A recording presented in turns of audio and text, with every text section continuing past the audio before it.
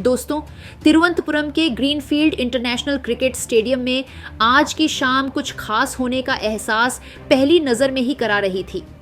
भारत और न्यूजीलैंड के बीच 5 T20 मैचों की सीरीज का आखिरी मुकाबला था और मैदान का नजारा किसी खिताबी जंग से कम नहीं लग रहा था। स्टैंड्स तिरंगों से सजे हुए थे, ढोल नगाड़ों की गूंज हर कोने में सुनाई दे रही थी और इंडिया इंडिया के नारों से पूरा स्टेडियम जोश में डूबा हुआ था। जैसे ही पहली गेंद फेंकी गई, टीम इंडिया के इरादे बिल्कुल साफ नजर आए। बल्लेबाज आज समय लेने या हालात परखने के मूड में नहीं थे। शुरू से ही आक्रामक सोच के साथ खेलते हुए उन्होंने यह दिखा दिया कि दबाव बनाने की जिम्मेदारी गेंदबाजों पर डालनी है। हर शॉट में आत्मविश्वास झलक रहा था, हर स्ट्रोक में ताकत और बेहतरीन टाइमिंग का मेल दिखाई दे रहा था। कभी गेंद कवर के ऊपर से हवा में उड़ती हुई सीमा रेखा पार कर रही थी, तो कभी मिड विकेट के ऊपर से सीधे दर्शकों के बीच जाकर स्टेडियम का शोर और बढ़ा रही थी। न्यूजीलैंड के गेंदबाज लगातार अपनी योजनाएं बदलते रहे, फील्डिंग सेटअप में भी बदलाव करते रहे, लेकिन भारतीय बल्लेबाजों की लय पर इसका कोई खास असर नहीं पड़ा। तो दोस्तों, इस वीडियो में हम आपको बताएंगे कि कैसे टीम इंडिया ने शुरुआत से ही मैच की दिशा अपने पक्ष में कर ली, कौन से शॉट्स ने दर्शकों को झूमने पर मजबूर किया और किन खिलाड़ियों ने न्यूजीलैंड के लिए सबसे बड़ी चुनौती खड़ी की। लेकिन उससे पहले आप कमेंट में ज़रूर बताइए, क्या आपको लगता है कि भारत T20 वर्ल्ड कप 2026 जीत पाएगा? दोस्तों, केरल के तिरुवनंतपुरम स्थित ग्रीनफील्ड इंटरनेशनल क्रिकेट स्टेडियम में जैसे ही 5 मैचों की T20 सीरीज का आखिरी मुकाबला शुरू हुआ, माहौल पूरी तरह उत्साह से भर गया। कप्तान सूर्या कुमार यादव ने टॉस जीतकर पहले बल्लेबाजी चुनी और स्टेडियम में बैठे फैंस समझ गए कि आज टीम इंडिया रुकने के मूड में नहीं है। पारी की शुरुआत संजू सैमसन और अभिषेक शर्मा ने की। पहला ओवर संभलकर खेला गया, लेकिन दूसरे ओवर से ही अभिषेक शर्मा ने अपने इरादे साफ कर दिए। ईश सौढ़ी की गेंद पर पहले कवर के ऊपर से चौका और फिर अगली ही गेंद पर मिड विकेट के ऊपर से लंबा छक्का, पूरा स्टेडियम झूम उठा। हालांकि संजू सैमसन ज्यादा देर टिक नहीं पाए और 2 ओवर के भीतर 12 रन बनाकर जेमिसन की गेंद पर आउट हो गए। स्कोर था 1 विकेट के नुकसान पर 24 रन, लेकिन अभिषेक शर्मा पूरी तरह अलग ही जोन में दिख रहे थे। क्रीज पर आए ईशान किशन ने कुछ देर अभिषेक का साथ दिया। तीसरे और चौथे ओवर में अभिषेक ने जैकब डफी को निशाने पर लिया। लगातार 2 छक्के, 1 पुल शॉट और दूसरा लॉन्ग ऑन के ऊपर से। हर शॉट में ताकत और टाइमिंग का जबरदस्त मेल दिख रहा था। ईशान ने भी 1-2 चौके लगाए, लेकिन वह 3.4 ओवर में 10 रन बनाकर आउट हो गए। स्कोर 2 विकेट के नुकसान पर 41 रन था, मगर स्टेडियम में कोई घबराहट नहीं थी।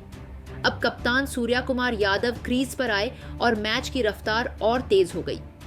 एक छोर से अभिषेक शर्मा गेंदबाजों की लाइन लेंथ बिगाड़ रहे थे, तो दूसरे छोर से सूर्या अपने ट्रेडमार्क 360 डिग्री शॉट्स दिखा रहे थे। पावर प्ले के आखिरी ओवर में अभिषेक ने जेमिसन पर चौका छक्का जड़कर स्कोर को 65 के पार पहुंचा दिया। 6 ओवर के बाद भारत पूरी तरह ड्राइविंग सीट पर था। 7वें और 8वें ओवर में अभिषेक शर्मा का तूफान और खतरनाक हो गया। उन्होंने डफी के 1 ओवर में छक्का चौका छक्का जड़ दिया। हर गेंद के साथ रिकॉर्ड टूटने की आहट सुनाई दे रही थी। 9वें ओवर में अभिषेक ने लगातार 2 चौके लगाकर अपना अर्धशतक पूरा किया, लेकिन वह यहीं नहीं रुके। दूसरी ओर सूर्या कुमार यादव भी गैप्स में रन निकालते रहे। हालांकि 10.2 ओवर में वह 34 रन बनाकर आउट हो गए। स्कोर तब भी 118 रन था और भारत पूरी तरह कंट्रोल में था। अब अभिषेक शर्मा के साथ क्रीज पर आए शिवम दुबे। दुबे ने आते ही एक लंबा छक्का जड़ा और दबाव बनाए रखा। अभिषेक लगातार बाउंड्री ढूंढते रहे, स्पिन हो या तेज गेंदबाजी, किसी को नहीं छोड़ा। 12वें ओवर में एक और छक्का लगाते ही अभिषेक शर्मा अपने शतक के बेहद करीब पहुंच गए और अगली ही गेंद पर कवर के ऊपर से चौका लगाकर उन्होंने अपना शतक पूरा कर लिया। पूरा स्टेडियम खड़ा होकर तालियां बजाने लगा। यह एक यादगार पारी थी, 32 गेंदों में शतक। आखिरकार 14वें ओवर में अभिषेक शर्मा 103 रन बनाकर आउट हुए। उनकी पारी में 6 चौके और 10 गगनचुंबी छक्के शामिल थे। इसके बाद हार्दिक पांड्या आए, लेकिन वह ज्यादा देर नहीं टिक सके और 18 रन बनाकर आउट हो गए। दुबे भी 13 रन बनाकर पवेलियन लौटे, जिससे थोड़ी देर के लिए रन गति धीमी हुई। अब मैदान पर आए रिंकू सिंह और यहीं से एक और कहानी शुरू हुई। रिंकू ने बिल्कुल शांत दिमाग से बल्लेबाजी की। पहले सिंगल डबल्स लिए, फिर सही गेंद मिलते ही प्रहार किया। एक छक्का मिड विकेट के ऊपर, फिर अगला कवर के ऊपर से न्यूजीलैंड के गेंदबाज सिर्फ देखते रह गए। 16वें और 17वें ओवर में रिंकू सिंह ने लगातार बाउंड्री लगाकर स्कोर को 210 के पार पहुंचा दिया। 18वें ओवर में एक शानदार छक्का लगाते ही रिंकू ने अपना अर्धशतक पूरा किया। स्टेडियम एक बार फिर शोर से गूंज उठा। आखिरी ओवरों में अक्षर पटेल और अर्शदीप सिंह ने भी छोटे लेकिन अहम शॉट्स लगाए। 20 ओवर पूरे होने पर स्कोरबोर्ड पर लिखा था भारत 6 विकेट के नुकसान पर 251 रन। यह पारी किसी एक बल्लेबाज की नहीं, बल्कि पूरी टीम की आक्रामक सोच की कहानी थी। अभिषेक शर्मा का शतक, रिंकू सिंह की 50 और बीच में सूर्या व हार्दिक का योगदान, ग्रीनफील्ड स्टेडियम की यह रात भारतीय फैंस के लिए लंबे समय तक यादगार रहने वाली थी। 252 रनों के बड़े लक्ष्य का पीछा करने उतरी न्यूजीलैंड की टीम ने शुरुआत बेहद आक्रामक अंदाज में की और पहले ही ओवर से यह साफ कर दिया कि वह इस मुकाबले को आसान नहीं मान रही है। ओपनिंग के लिए डेवॉन कॉनवे और टिम सेफर्ट क्रीज पर आए। पहले 2 ओवरों में सेफर्ट ने तेज हाथ दिखाए। कवर ड्राइव, स्क्वायर कट और एक शानदार पुल शॉट से लगातार बाउंड्री निकली। कॉनवे ने भी पहली ही डीली गेंद को मिडोनफ के ऊपर से चौके के लिए भेज दिया। 3 ओवर के अंदर न्यूजीलैंड का स्कोर 45 के पार पहुंच चुका था और स्टेडियम में थोड़ी बेचैनी साफ महसूस होने लगी थी। चौथे ओवर में भारत को पहली राहत मिली।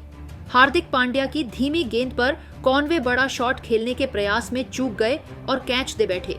कॉनवे ने 12 गेंदों में 22 रन बनाए थे, लेकिन उनकी पारी ने यह दिखा दिया कि न्यूजीलैंड किस सोच के साथ उतरी है।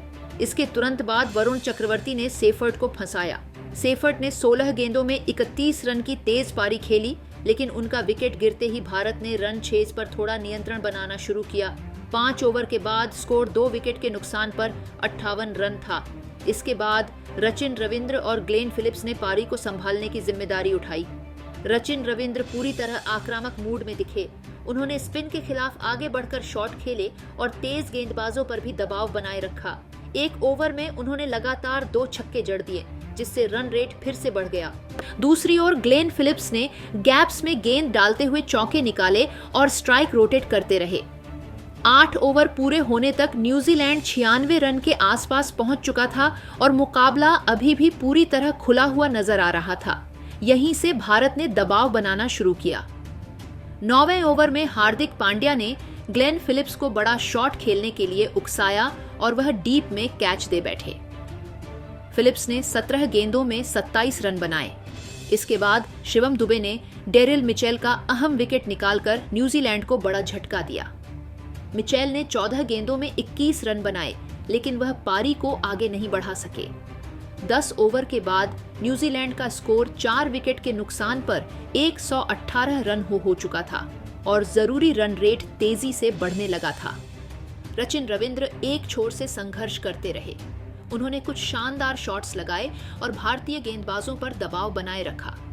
11वें ओवर में उन्होंने कुलदीप यादव की गेंद पर लंबा छक्का लगाकर उम्मीद जगाई, लेकिन अगले ही ओवर में कुलदीप की फिरकी ने उन्हें चकमा दे दिया। रचिन 30 गेंदों में 48 रन बनाकर आउट हुए। यह विकेट न्यूजीलैंड के लिए बड़ा झटका साबित हुआ।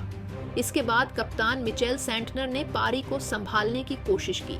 उन्होंने आते ही आक्रामक बल्लेबाजी की और स्पिन के खिलाफ सीधे छक्के लगाए। झाकरी फल्क्स ने भी उनका अच्छा साथ निभाया और कुछ तेज रन जोड़े।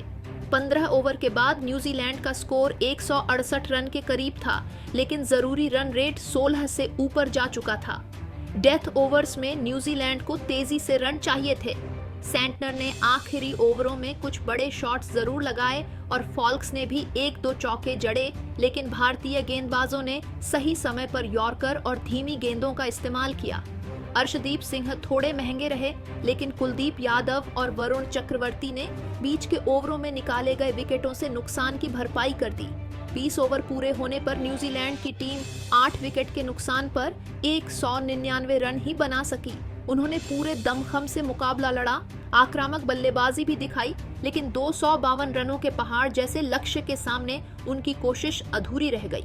यह रन चेज इस बात का सबूत था कि न्यूजीलैंड ने हार नहीं मानी, लेकिन भारत की मजबूत बल्लेबाजी और अहम मौकों पर विकेट निकालने की क्षमता ने आखिरकार मैच को भारत के पक्ष में मोड़ दिया।